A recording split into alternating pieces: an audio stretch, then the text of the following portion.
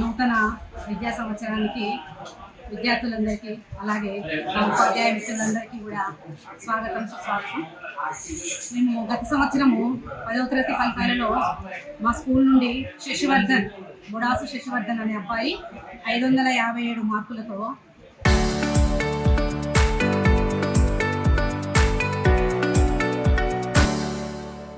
ఉత్తీర్ణత సాధించాడు. అలాగే అదే విద్యార్థికి IIIT బాసర రావడం జరిగింది.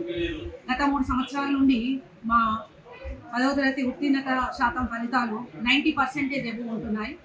ప్రీవియస్ ఇయర్ 96.4, ఈ ఇయర్ 90% ఉత్తీర్ణత శాతంతో మా క్రిస్టియన్ కాలనీ స్కూల్ ముందంజలో ఉంది. నిజంగా దీనికి మా ఉపాధ్యాయుల కృషి చాలా ఉంది. అట్లాగే అడ్మిషన్లు కూడా గత సంవత్సరంతో పోలిస్తే ఈ సంవత్సరము మంచి అడ్మిషన్లు అవుతున్నాయి. 10% అన్నారు కానీ 20% ఎబో అవుతున్నాయి. కాకపోతే మాకు ఇక్కడ ఏంటంటే ప్రాబ్లం ఏంటంటే ఈ స్కూల్లో మాకు అకామిడేషన్ తక్కువ ఉంటుంది. రూములు చిన్నగా ఉండడం వలన మేము ఆ 10% విద్యార్థులను తీసుకునే అవకాశం ఉంటుంది. అదొక్కటే ఇక్కడ సమస్య. లేకపోతే మాకు 500 ఎబో స్ట్రెంత్ దాటుతుంది ఈ స్కూల్లో. ఇంకొక విషయము, ప్రభుత్వానికి ధన్యవాదాలు తెలియజేస్తున్నాను. ఎందుకంటే చాలామంది పేద విద్యార్థులు మార్నింగ్ చాలామంది తినకుండా వస్తారు. ఈ బ్రేక్ఫాస్ట్ పెట్టినందుకు నిజంగా ప్రభుత్వానికి ధన్యవాదాలు తెలియజేస్తున్నాము. ఇది కంటిన్యూషన్గా కొనసాగాలని ఆశిస్తున్నాను. అలాగే మిడ్ డే మీల్స్, స్నాక్స్ తోటి పిల్లలందరూ కూడా ప్రభుత్వ స్కూళ్ళలో చేరుతారని 100% ఈ సంవత్సరం కూడా 10th ఫలితాలు మేము సాధిస్తామని ఉపాధ్యాయుల సహకారంతో తెలియజేస్తున్నాం. Thank you very much. Telangana రాష్ట్ర వ్యాప్తంగా పాఠశాలలన్నీ కూడా ప్రారంభమవుతున్నాయి. ఈ నూతన అకాడమిక్ ఇయర్ సందర్భంగా విద్యార్థులందరూ కూడా శుభాకాంక్షలు.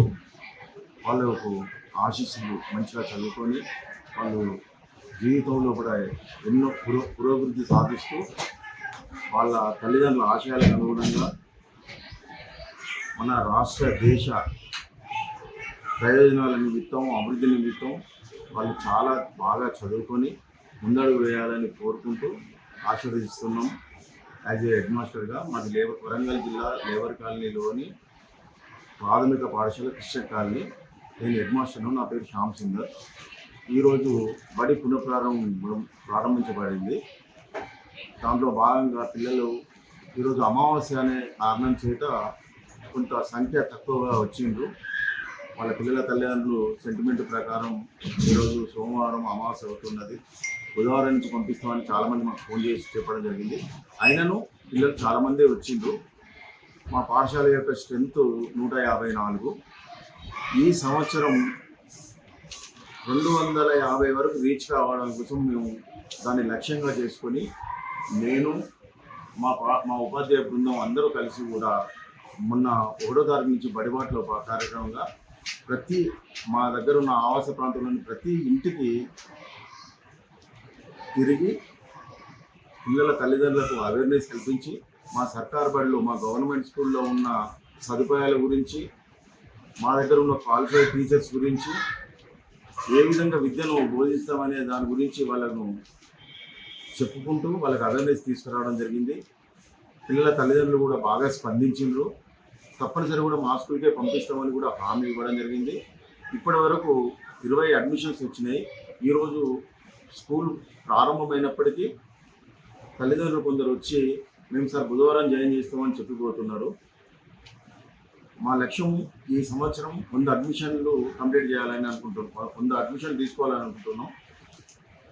కానీ ఈరోజు తల్లిదండ్రుల మాటలు మాకు ఎంతో ధైర్యాన్ని ఇస్తున్నాయి, ఎంతో ఉత్సాహాన్ని ఇస్తున్నాయి. ఖచ్చితంగా మేము 100 అడ్మిషన్లు సాధించగలుగుతామని అనుకుంటున్నాం. రెండవది, ప్రభుత్వం టెక్స్ట్ బుక్స్, నోట్బుక్స్, యూనిఫామ్ ఇప్పటివరకే మా స్కూల్కి చేర్చడం జరిగింది. ఈరోజు పిల్లలందరికీ కూడా ఆ యూనిఫామ్స్ కానీ, టెక్స్ట్ బుక్స్ కానీ, నోట్బుక్స్ కానీ వాళ్ళకి సంబంధించిన నీడ్స్ ఏవి ఉన్నా కూడా ఈరోజు ఫుల్ఫిల్ చేయాలని అనుకుంటున్నాం.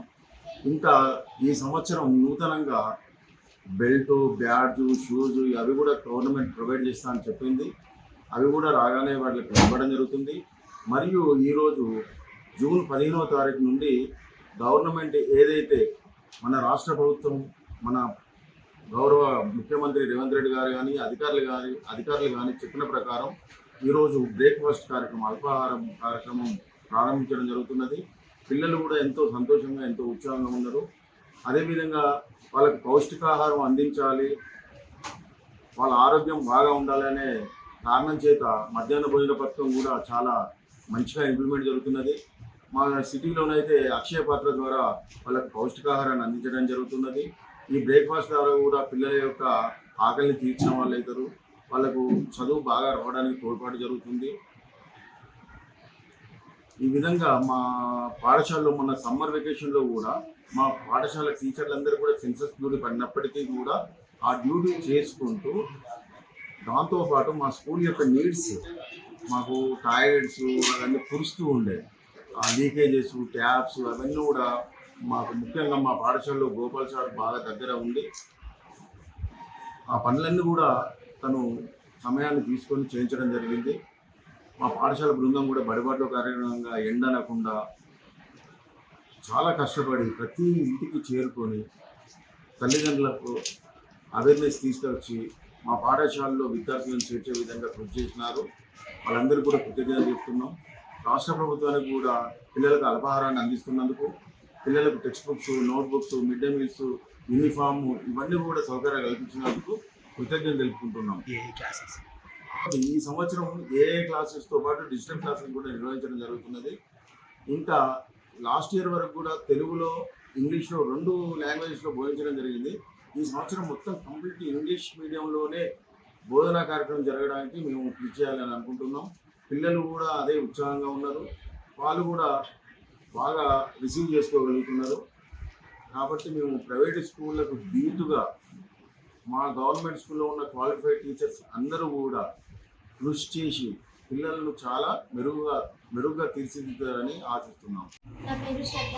నేను మా పిల్లలకు ప్రైవేట్ స్కూల్ నుంచి ఇక్కడికి నేను అడ్మిషన్ ఇవ్వడానికి వచ్చిన. ఇంకా నాకు ఫస్ట్ మా పాపకు గ్రేడ్స్ మంచిగా వచ్చినాయి. దాని ప్రకారం నేను మన 2 పిల్లలను కూడా ఇక్కడ జాయిన్ చేద్దామని నేను ఇక్కడికి వచ్చిన.